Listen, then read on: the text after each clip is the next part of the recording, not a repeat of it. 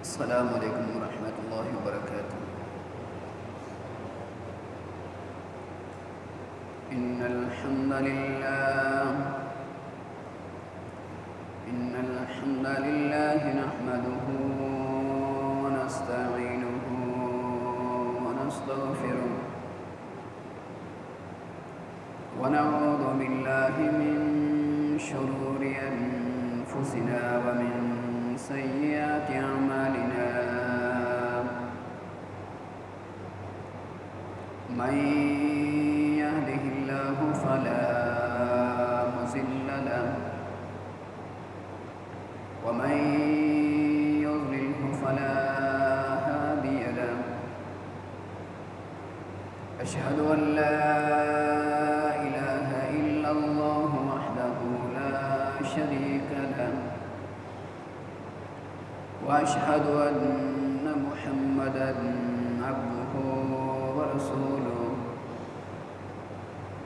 اللهم صل على محمد وعلى آل محمد كما صليت على إبراهيم وعلى آل إبراهيم إنك حميد مجيد۔ اللهم بارك على محمد وعلى آل محمد كما باركت على إبراهيم وعلى آل إبراهيم إنك حميد مجيد۔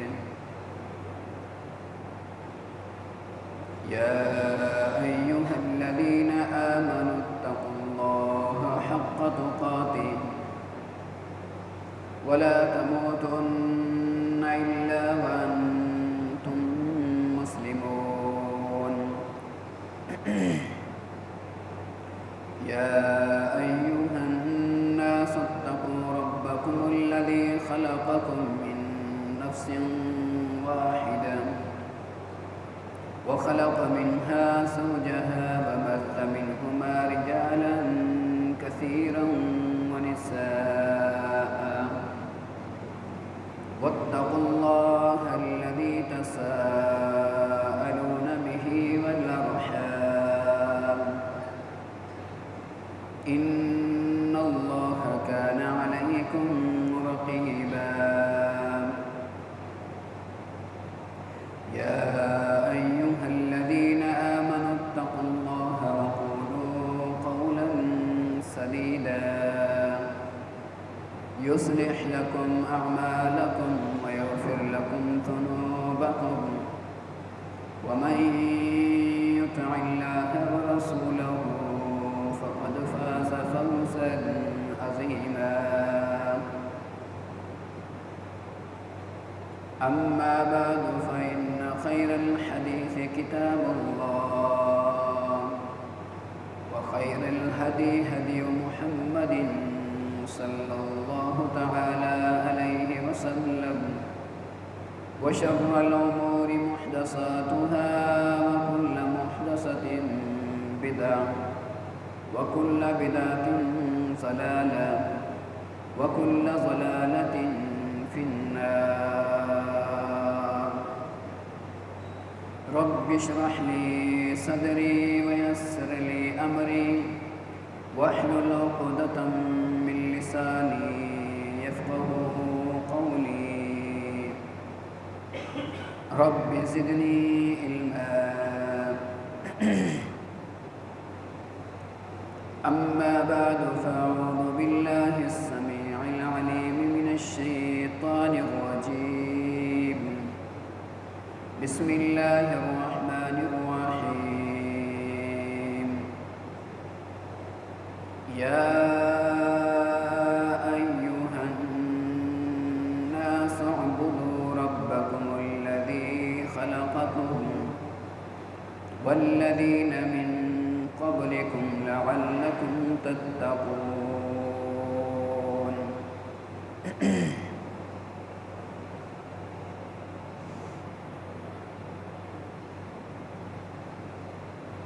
اللہ رب العالمین نے قرآن مجید کی اس آیت کریمہ کے اندر انسانوں کو عبادت کا حکم دیا ہے، اور عبادت کی دو طرح کی عبادت ہے، عبادت کی دو قسمیں ہیں۔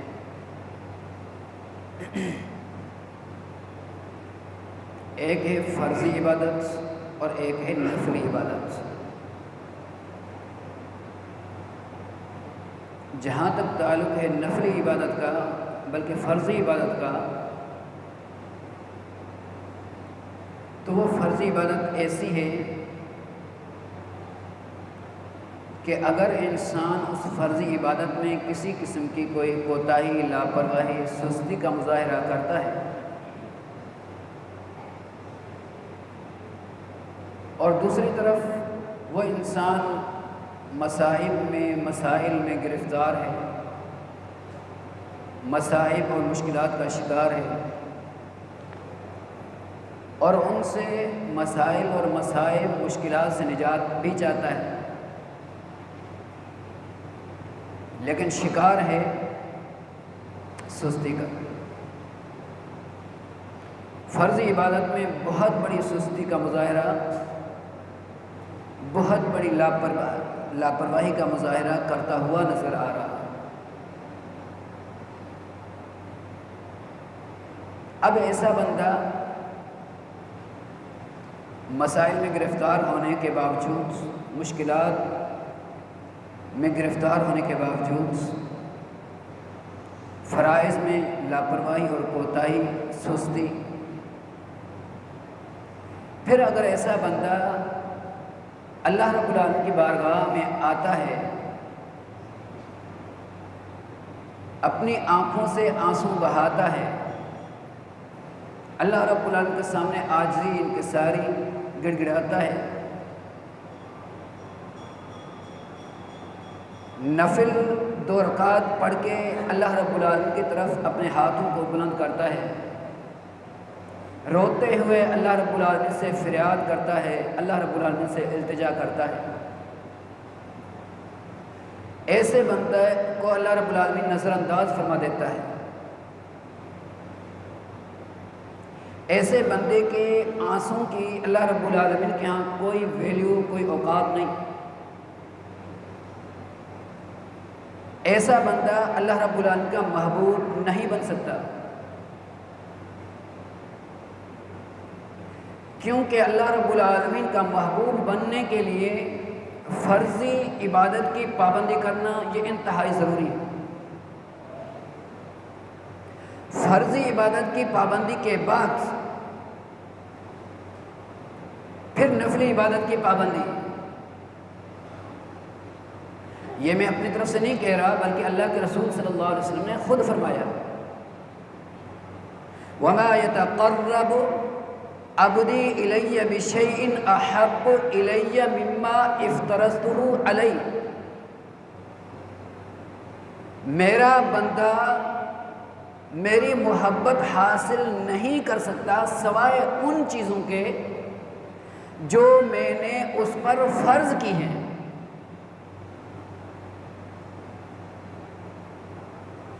فرض جو چیزیں کی ہیں، جو عبادت میں نے فرض کی ہے، اس کا پابند بننے کے بعد پھر آگے اللہ کے رسول صلی اللہ علیہ وسلم نے فرمایا، وَمَا يَزَالُ عَبْدِي يَتَقَرَّبُ إِلَيَّ بِالنَّوَافِلِ حَتَّى أُحِبَّهُ۔ فرض عبادت کی پابندی کرنے کے بعد بندہ اللہ رب العالمین کا قرب حاصل کرنے کے لیے، اللہ رب العالمین کی محبت حاصل کرنے کے لیے، اللہ رب العالمین کا محبوب بننے کے لیے نوافل کا اہتمام کرتا رہتا ہے، نوافل کا اہتمام، حتی احبہ، اللہ کے رسول صلی اللہ علیہ وسلم نے فرمایا کہ اللہ رب العالمین فرماتا ہے کہ یہاں تک کہ میں اس سے محبت کرنے لگ جاتا ہوں. یعنی فرضی عبادت کے بعد نوافل کا اہتمام کرنا، نفلی عبادت کا اہتمام کرنا، یہ اللہ رب العالمین کی محبت کا بہت بڑا ذریعہ ہے. اللہ رب العالمین کی محبت انسان کو حاصل ہو جاتی ہے نفلی عبادت کی پابندی کرنے سے. آج ہم اپنے آپ کو چیک کریں، اپنے گریبان میں جھانکیں کہ اس صورت میں ہماری کیفیت کیا ہے، ہمارا حال کیا ہے. ہم جب اپنے آپ کو چیک کرتے ہیں تو معاملہ بالکل الٹ نظر آتا ہے، معاملہ بالکل برعکس نظر آتا ہے. اول تو اللہ رب العالمین نے جو ہمارے اوپر عبادت فرض کی ہے اس میں بھی ہم بہت بڑے سست اور لاپرواہی کرنے والے نظر آتے ہیں. اور پھر اگر اتفاقی طور پر موقع مل جاتا ہے فرض عبادت کو ادا کرنے کا تو پھر نوافل کی ہم پرواہ نہیں کرتے. حالانکہ یہ سنتے ہیں اور سنتے رہتے ہیں کہ نوافل نفلی عبادت ایسی عبادت ہے جس سے بندہ اللہ تعالیٰ کا محبوب بن جاتا ہے، اس کے باوجود بھی بڑی لاپرواہی کرتے ہوئے نظر آتے ہیں. اب دیکھیں فرض تو فرض ہے، نفل کی کس قدر نبی کریم صلی اللہ علیہ وسلم نے فضیلت بیان فرمائی ہے. فجر سے پہلے ہم 2 رکعتیں سنت پڑھتے ہیں، ان 2 رکعتوں کی کتنی بڑی فضیلت ہے. ام المومنین امی عائشہ صدیقہ رضی اللہ تعالی عنہا بیان کرتی ہیں کہ اللہ کے رسول صلی اللہ علیہ وسلم نے فرمایا رکعت الفجر خیر من الدنیا وما فیہا. فجر کی 2 سنتیں یہ دنیا اور دنیا میں جو کچھ ہے اس سے بہتر ہے. اب ہم تھوڑا سا سوچیں اور غور کریں کہ دنیا کی زیب و زینت، دنیا کی خوبصورتی، دنیا کی رونق، دنیا کے اندر اللہ رب العالمین کی نعمتوں کو حاصل کرنے کے لیے ہم کس قدر کوشش کرتے ہیں، کس قدر اپنا وقت صرف کرتے ہیں. آرام کی پرواہ نہیں کرتے، ہم نیند کی پرواہ نہیں کرتے، ہم کسی چیز کی پرواہ نہیں کرتے. جستجو یہ ہوتی ہے، کوشش یہ ہوتی ہے کہ دنیا کی زندگی میں مجھے آرام میسر آ جائے، دنیا کی زندگی میں مجھے سکون مل جائے، دنیا کی زندگی میں مجھے اللہ رب العالمین کی فلاں نعمت مل جائے،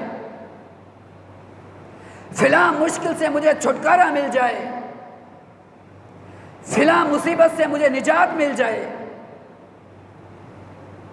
اور پھر کتنی کوشش کرتے ہیں یہ سب کچھ سوچ کر، اس کے بعد کتنی کوشش کرتے ہیں، اس قدر کوشش کرتے ہیں کہ اللہ رب العالمین کی عبادت، اللہ رب العالمین کے ذکر کی پرواہ نہیں کرتے. تو اب آپ اندازہ لگائیں دنیا اور دنیا کی جو نعمتیں حاصل کرنے کے لیے ہمارا پورا وقت قربان کر رکھا ہے ہم نے، اس کے بارے میں اللہ کے رسول صلی اللہ علیہ وسلم کیا فرما رہے ہیں کہ یہ دنیا اور دنیا کے اندر جو کچھ بھی ہے یہ اور تو اور فجر کی جو 2 سنتیں ہیں، 2 سنتیں فجر کی، یہ پوری دنیا کے اندر جو کچھ بھی ہے یہ فجر کی 2 سنتوں کا بھی مقابلہ نہیں کر سکتی.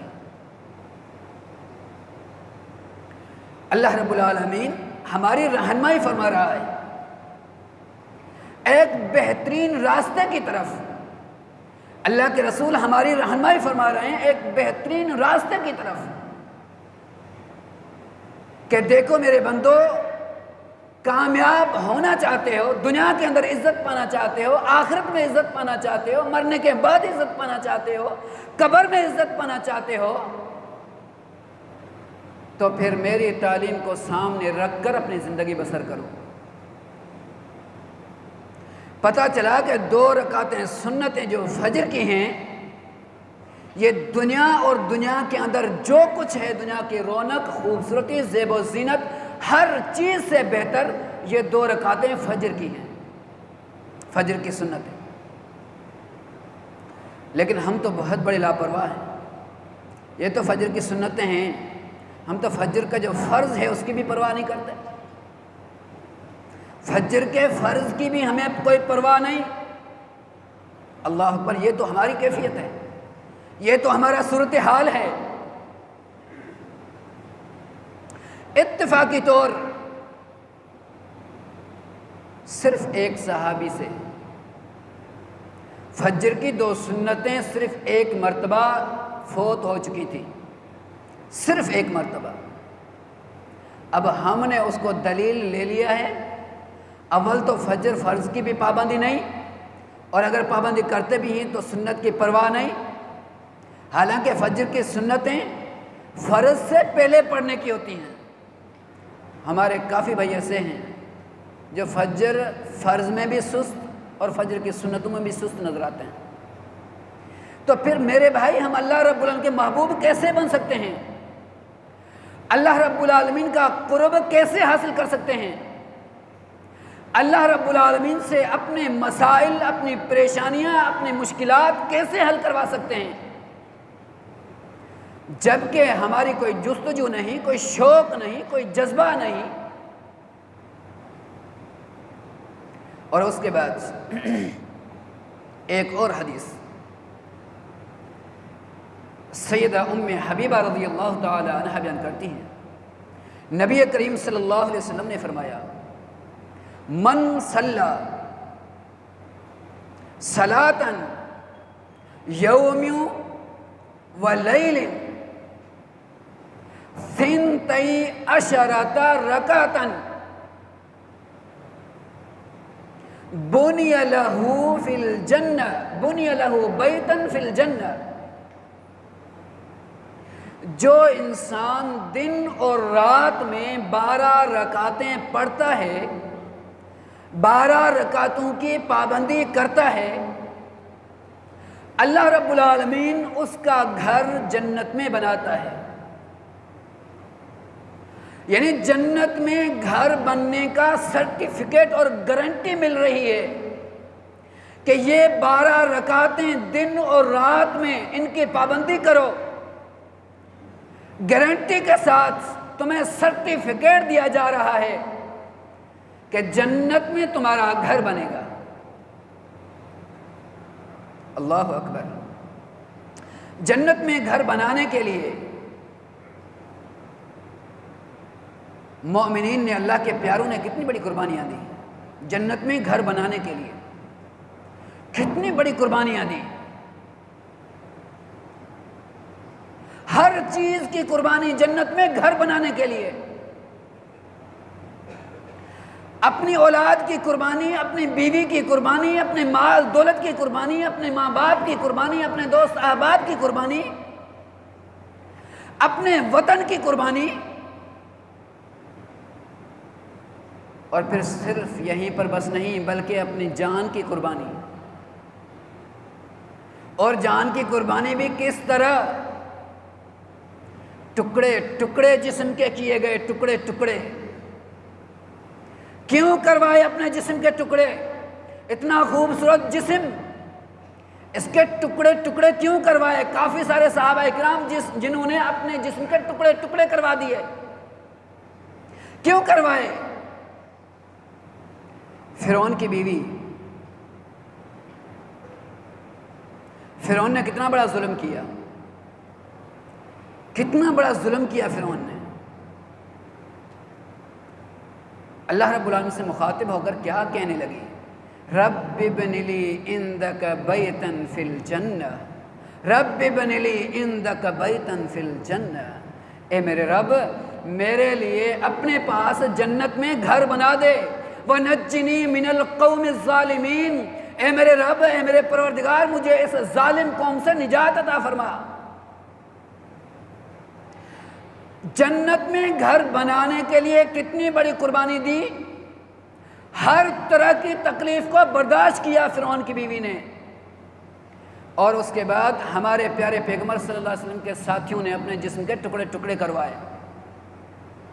کیوں؟ جنت میں گھر بنانے کے لیے، جنت میں گھر بنوانے کے لیے. کیا ہماری یہ چاہت نہیں کہ ہمارے لیے بھی جنت میں گھر بنایا جائے، ہمارے لیے بھی جنت میں گھر ہو؟ کیا ہماری یہ خواہش نہیں، ہماری یہ چاہت نہیں ہے نا؟ تو پھر اللہ کے رسول صلی اللہ علیہ وسلم نے کتنا بہترین نسخہ بتایا، آسان نسخہ، بہترین اور آسان نسخہ. نہ اولاد کی قربانی دینی پڑ رہی ہے، نہ والدین کی قربانی، نہ بیوی کی قربانی، نہ مال دولت کی قربانی، نہ وطن کی قربانی، کسی چیز کی قربانی نہیں دینی پڑ رہی.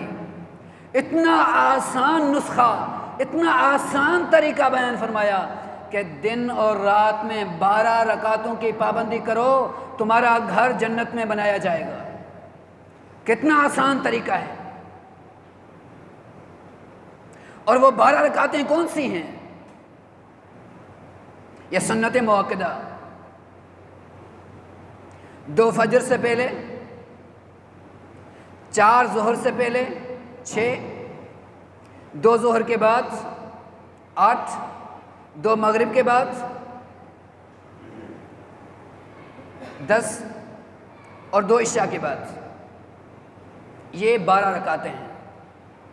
ان 12 رکعتوں کی پابندی کریں، جنت میں گھر کا سرٹیفکیٹ ایسے سمجھیں کہ مل گیا. لیکن ہم بہت بڑی لاپرواہی کرتے ہوئے نظر آتے ہیں، بہت بڑی لاپرواہی. اللہ کے رسول صلی اللہ علیہ وسلم نے کافی مقامات پر ہمیں شوق دلایا ہے، رغبت دلائی ہے کہ نوافل یہ ایسی عبادت ہے، اس سے بڑے بڑے مسائل حل ہوتے ہیں، بڑے بڑے مسائل حل ہوتے ہیں. نبی کریم صلی اللہ علیہ وسلم نے فرمایا اپنے صحابہ کرام سے مخاطب ہو کر، علیکم بقیام اللیل دأب الصالحین،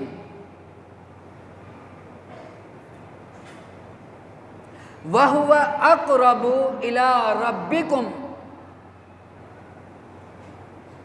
اللہ کے رسول صلی اللہ علیہ وسلم نے اپنے صحابہ کرام سے مخاطب ہو کر فرمایا کہ اے میرے صحابہ، قیام اللیل کی پابندی کرو، قیام اللیل کو لازم پکڑو. قیام اللیل یعنی تہجد کی نماز. ہمارے لیے تو بہت مشکل ہے، کیونکہ ہم تو یہ دن کے جو فرائض ہیں ان میں بھی سست نظر آتے ہیں. تو یہ تو بہت بڑی بات ہے، تہجد کا قیام کرنا، تہجد کی پابندی کرنا. لیکن مشکل تو ہمیں نظر آتا ہے، لیکن اس کا فائدہ بہت بڑا فائدہ ہے. اس کا سب سے پہلا فائدہ کیا ہے کہ اللہ تعالیٰ کا قرب حاصل ہوتا ہے. وَهُوَ أَقْرَبُ إِلَىٰ رَبِّكُمْ. یہ نماز ایسی نماز ہے، تہجد کی نماز، کہ یہ تہجد کی نماز تمہیں اللہ رب العالمین کے قریب کر دیتی ہے، یعنی اللہ رب العالمین کا محبوب بنا دیتی ہے یہ تہجد کی نماز. وَمُكَفِّرٌ لِلسَّيِّئَاتِ.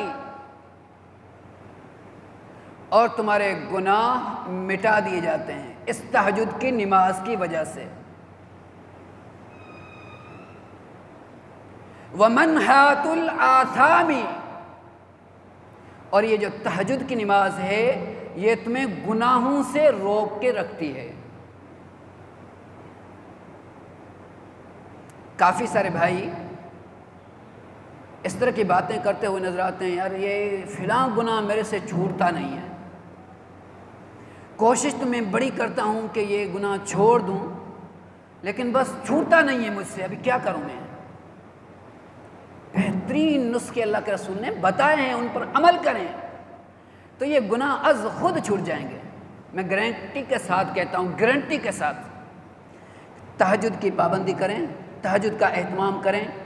دیکھیں کہ کوئی گناہ آپ کے اندر رہتا ہے، کر کے دیکھیں تو صحیح، آزما کے تو دیکھیں، تجربہ کر کے تو دیکھیں، تہجد کی پابندی کر کے تو دیکھیں کہ جو بھی گناہ آپ کے اندر موجود ہوگا وہ از خود نکل جائے گا۔ آپ پابندی کریں تہجد کی۔ اور آگے ایک اور فائدہ اللہ کے رسول صلی اللہ علیہ وسلم نے بیان فرمایا کہ جسمانی بیماری سے دور رکھتی ہے یہ تہجد کی نماز، جسمانی بیماری سے۔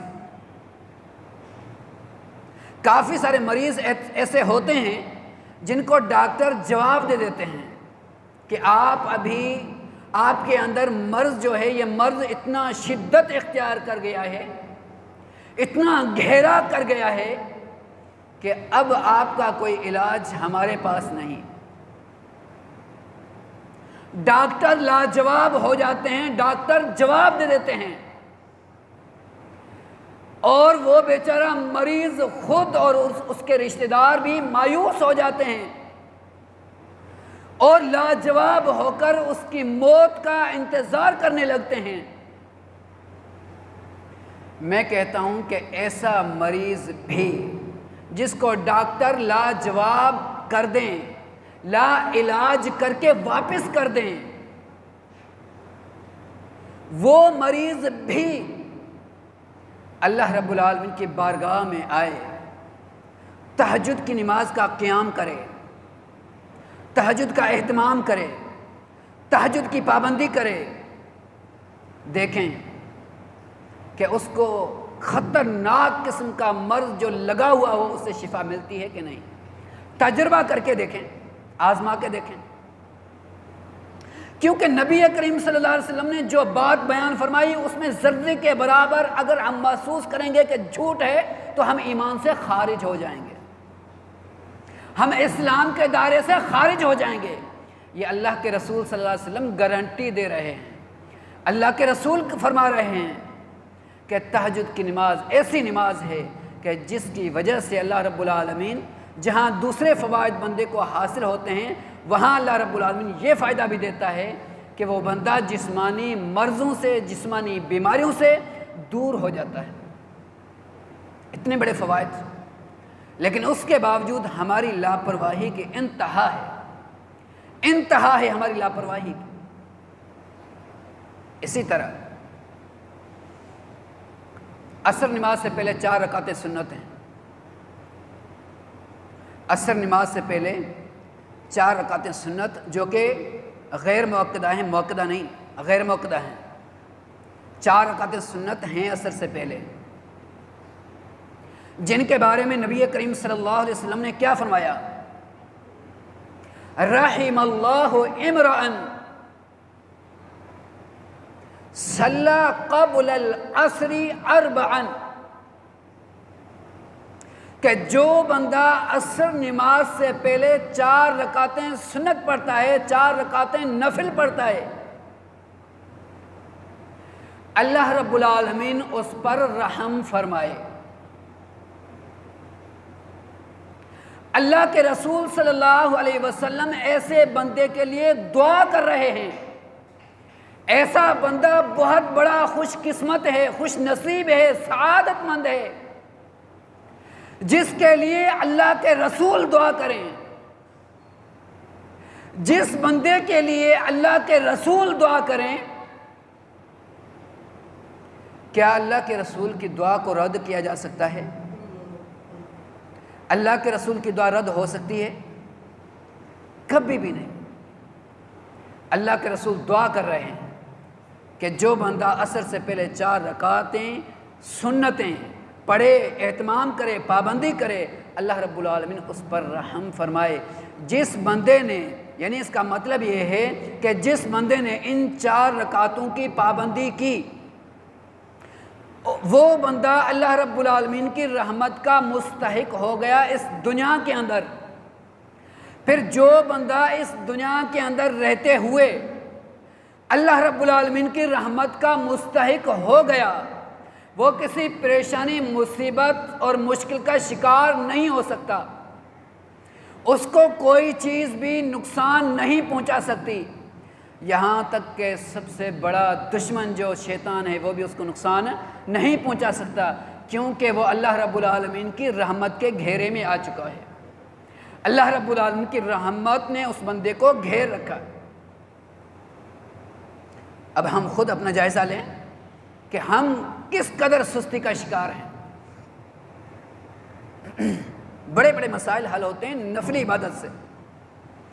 حافظ ابن عساکر نے تاریخ دمشق میں ایک واقعہ نقل کیا ہے کہ ایک بندہ جو مزدور تھا، خچر چلاتا تھا، اس خچر پر لوگوں کو اپنی منزل تک لے جاتا تھا، اور پھر اس کو جو اجرت ملتی تھی، جو مزدوری ملتی تھی، اس سے وہ اپنا گزارا کرتا تھا۔ ایک مرتبہ ایسا ہوا، وہ بندہ خود بیان کرتا ہے جس کے ساتھ یہ واقعہ پیش آیا، کہتا ہے کہ ایک مرتبہ ایسا ہوا کہ ایک بندہ میرے ساتھ سوار ہوا، اس نے کہا کہ میں نے فلاں جگہ پر جانا ہے۔ میں نے کہا ٹھیک ہے، میرا تو یہ کام ہے۔ سوار ہونے کے بعد جب ہم روانہ ہوئے، کافی سفر ہم نے طے کیا، پھر درمیان میں 2 راستے آئے۔ اب ایک راستے کا تو میں واقف تھا، وہاں سے میرا آنا جانا ہوتا تھا، اور دوسرے راستے کا میں واقف نہیں تھا۔ تو جس راستے کا میں واقف تھا، میں اس راستے پر چلنے لگا۔ تو اس سوار نے کہا کہ نہیں، اس راستے سے چلیں۔ میں نے کہا بھائی یہ راستہ کچھ دور ہے، مشکل ہے، یہ راستہ میں نے دیکھا ہوا بھی نہیں ہے، اور یہ جو راستہ ہے یہ قریب پڑے گا۔ کہا کہ نہیں، اس راستے سے چلو، یہ آسان ہے۔ کہا کہ اس کے کہنے پر میں نے وہی راستہ پکڑ لیا۔ اس راستے پر چلتے چلتے چلتے ایک ایسی جگہ پر پہنچے جو کہ ایک خطرناک قسم کی وادی تھی، خطرناک قسم کی وادی، جس میں ہر طرف لاشیں ہی لاشیں نظر آ رہی تھیں۔ وہاں پر اس بندے نے مجھے کہا کہ رک جاؤ۔ رک گئے۔ فوراً اس نے تلوار نکالی، چھری نکالی، اور کہا کہ اب میں تجھے قتل کروں گا۔ کہتا ہے میں نے منتیں کی، بھائی میرا قصور کیا ہے، میرا قصور کیا ہے؟ میں نے تو آپ کے ساتھ نیکی کی ہے، بھلائی کی ہے، آپ کے کہنے کے مطابق میں آپ کو لے کر آیا ہوں، میرا قصور کیا ہے؟ کیوں مجھے قتل کرنا چاہتے ہو؟ نہیں، تجھے میں قتل کروں گا۔ کہا کہ یہ خچر آپ لے جائیں، میرا خچر ہے، یہ آپ لے لیں، اس پر جو سامان میرا پڑا ہوا ہے وہ بھی آپ لے لیں، لیکن مجھے قتل کیوں کر رہے ہیں؟ کہا کہ یہ تو سامان تو ابھی میرا ہو گیا، خچر بھی میرا ہو گیا، خچر پہ پڑا ہوا سامان بھی میرا ہو گیا، لیکن میں تجھے قتل کر کے دم لوں گا۔ اب وہ بیچارہ پریشان، کہتا ہے کہ میں بڑا پریشان ہوا، اب کیا کروں؟ میں آگے دوڑ رہا ہوں، وہ میرے پیچھے دوڑ رہا ہے، اپنی جان کو بچانے کے لیے میں آگے دوڑ رہا ہوں، وہ میرے پیچھے دوڑ رہا ہے، یہاں تک کہ میں نے دیکھا کہ یہ میری جان نہیں چھوڑے گا۔ پھر میں نے اس کو رک گیا، اور میں نے اس کو اللہ تعالیٰ کے عذاب سے ڈرایا، دھمکایا، اللہ تعالیٰ کا خوف دلایا، لیکن کوئی بات اس پر اثر نہیں کر رہی تھی۔ بس اس کی زبان پر صرف ایک ہی جملہ تھا کہ میں تجھے قتل کر کے ہی دم لوں گا۔ بس یہی بات اس کے ذہن پر تھی، دماغ پر تھی، اور زبان پر تھی۔ اچھا ٹھیک ہے، آپ مجھے قتل کرنا ہی چاہتے ہیں نا، تھوڑی دیر کے لیے مجھے مہلت دے دیں، میں 2 رکعتیں نفل پڑھ لوں، تھوڑی دیر کے لیے مہلت دے دیں۔ کہا ٹھیک ہے، پڑھ لو۔ اب وہ بیچارہ کہتا ہے کہ نفل نماز تو میں نے 2 رکعتیں شروع کی، لیکن اب خوف اتنا چھایا ہوا تھا میرے اوپر، اتنا خوف چھایا ہوا تھا کہ کوئی قرآن مجید کی آیت، کوئی دعا میری زبان پر نہیں چڑھ رہی تھی۔ اب میں کس طریقے سے اللہ کو پکاروں، اللہ تعالیٰ کو کیا کہوں؟ کوئی چیز میری زبان پہ نہیں آ رہی تھی، کوئی دعا میری زبان پہ، کوئی آیت میری زبان پہ نہیں آ رہی تھی، اتنا خوف چھایا ہوا تھا میرے اوپر۔ لیکن آخر کار قرآن مجید کی ایک آیت اللہ رب العالمین نے میرے ذہن میں ڈال دی اور میری زبان پر وہ قرآن مجید کی آیت جاری ہو گئی، امن یجیب المضطر اذا دعاہ ویکشف السوء، کون ہے وہ جو مجبور کی مجبوری کو دور کرے جب مجبور اس کو پکارے۔ کہتا ہے کہ یہ قرآن مجید کی آیت میری زبان پہ جاری ہو گئی، اب بار بار میں یہی قرآن مجید کی آیت پڑھے جا رہا ہوں، امن یجیب المضطر اذا دعاہ ویکشف السوء، کون ہے وہ جو مجبور کی مجبوری کو دور کرے جب مجبور اس کو پکارے۔ کہتا ہے کہ اب میں نے سلام ہی پھیرا تھا کہ اچانک سے دیکھتا ہوں کہ ایک گھوڑے پر سوار ایک شخص ہے، انتہائی تیز رفتاری سے آ رہا ہے۔ فوراً وہ ہمارے پاس پہنچا اور اس نے تلوار نکال کر اس ظالم قاتل کو فوراً قتل کر دیا۔ جیسے اس نے اس کو قتل کیا، میں دیکھ کے حیران ہو گیا، میں تعجب میں پڑ گیا، یار آپ کون، کہاں سے آئے، کس نے بھیجا آپ کو کیسے پتا چلا؟ آپ نے میری اتنی بڑی مدد کی، اتنی بڑی پریشانی میں آپ نے میری مدد کی، اتنی بڑی مشکل میں آپ نے میری مدد کی، کون ہے، کہاں سے آئے ہیں آپ کا تعارف کیا ہے؟ تو اس نے جواب دیا کہ میں وہ ہوں جس کو ابھی آپ نے پکارا ہے نا، مجھے اس نے بھیجا ہے، جس کو ابھی آپ نے پکارا ہے مجھے اس نے بھیجا ہے، جو مجبور کی مجبوری کو دور کرتا ہے مجھے اس نے بھیجا ہے، جو پریشان حال کی پریشانی کو دور کرتا ہے مجھے اس نے بھیجا ہے، یعنی مجھے اللہ رب العالمین نے بھیجا ہے تیری مدد کرنے کے لیے۔ اب ہم تھوڑا سا اندازہ لگائیں، تھوڑا سا غور کریں کہ نفل عبادت کا کتنا بڑا فائدہ ہے، نفل عبادت کا، کہ نفل عبادت سے بڑے بڑے مسائل، بڑی بڑی مشکلیں، بڑی بڑی پریشانیاں، بڑی بڑی مصیبتیں دور ہو جاتی ہیں نفل عبادت سے، جس کو ہم نظر انداز کیے جا رہے ہیں۔ تو میرے بھائیوں، اور اگر تمام فائدوں کو ایک طرف رکھا جائے، صرف ایک فائدے کو ہم سامنے رکھیں نا، صرف ایک فائدے کو، کہ اللہ رب العالمین کا قرب حاصل ہوتا ہے، اللہ رب العالمین کی محبت حاصل ہوتی ہے، اللہ رب العالمین کا بندہ محبوب بن جاتا ہے۔ صرف اس ایک چیز کو سامنے رکھ کر ہم فرض کی پابندی کرنے کے بعد نوافل کی پابندی کریں تو یقیناً اللہ رب العالمین ہمارے ساتھ محبت کرے گا، یقیناً اللہ رب العالمین ہمیں اپنا محبوب بنا دے گا۔ تو پھر میرے بھائیوں، سستی کس چیز کی، پھر لاپرواہی کس چیز کی، پھر دیر کس چیز کی؟ فرض کی فرائض کی پابندی کریں اور اس کے ساتھ میں نوافل کی بھی پابندی کریں۔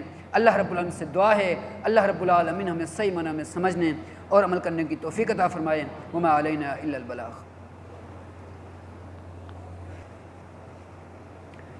ان الحمد للہ نحمده ونستعینه ونستغفره ونعوذ بالله من شرور انفسنا ومن سیئات اعمالنا، من يهده الله فلا مضل له ومن يضلله فلا هادي له، اشهد ان لا اله الا الله وحده لا شريك له واشهد ان محمدا عبده ورسوله، اللهم صل على محمد وعلى ال محمد كما صليت على ابراهيم وعلى ال ابراهيم انك حميد مجيد، اللهم بارك على محمد وعلى ال محمد كما باركت على ابراهيم وعلى ال ابراهيم انك حميد مجيد۔ یہ ایک اعلان ہے، درس قرآن و حدیث 21 مئی بروز ہفتہ بعد نماز عشاء مرد حضرات اور خواتین کے لیے ایک پروگرام منعقد کیا گیا ہے، جس میں مقرر ہیں فضیلت الشیخ ابراہیم جوناگڑی صاحب حافظہ اللہ، بمقام جونا کلری، حاجی بچل حسین روڈ، بھٹی محلہ نزد جامع مسجد ام کلثوم لیاری کراچی۔ یہ فتنہ پر دور ہے، جگہ جگہ پر، گلی گلی محلے میں، ہر جگہ، یہاں تک کہ ہمارے اپنے گھروں کے اندر کافی سارے فتنے موجود ہیں، تو ان فتنوں سے بچنے کے لیے علماء کرام کی صحبت حاصل کرنا یہ ہمارے لیے انتہائی ضروری ہے۔ تو ایسا پروگرام جہاں کہیں بھی ہو، دینی پروگرام، تو تمام ساتھی کوشش کیا کریں کہ اس پروگرام میں شرکت کریں تاکہ علماء کرام کی صحبت حاصل ہو سکے اور ہم ہر قسم کے فتنوں سے اپنے آپ کو بچا سکیں، ہر قسم کے فتنوں سے ہم محفوظ رہ سکیں۔ مرد حضرات بھی اس معاملے میں کوشش کیا کریں اور خواتین بھی کوشش کیا کریں۔ اللہ رب العالمین ہم سب کو صحیح معنی میں سمجھنے اور عمل کرنے کی توفیق عطا فرمائے۔ ربنا ظلمنا انفسنا وان لم تغفر لنا وترحمنا لنكونن من الخاسرين ربنا فاغفر لنا ذنوبنا وكفر عنا سيئاتنا وتوفنا مع الابرار سبحان ربك رب العزة عما يصفون وسلام على المرسلين والحمد لله رب العالمين۔